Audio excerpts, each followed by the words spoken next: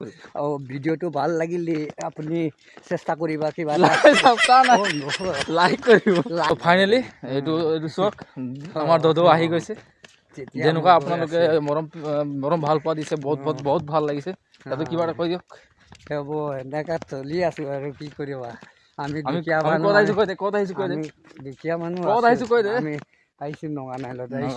ইয়াত বহুত ষ্ট্ৰিক্ট মানে চানডে আমাৰ কাম নহয় ইয়াত বন্ধ থাকে এইটো কাৰণে আমি ফুৰি থাকোঁ আৰু আজি দদৌ কৈ দে আমি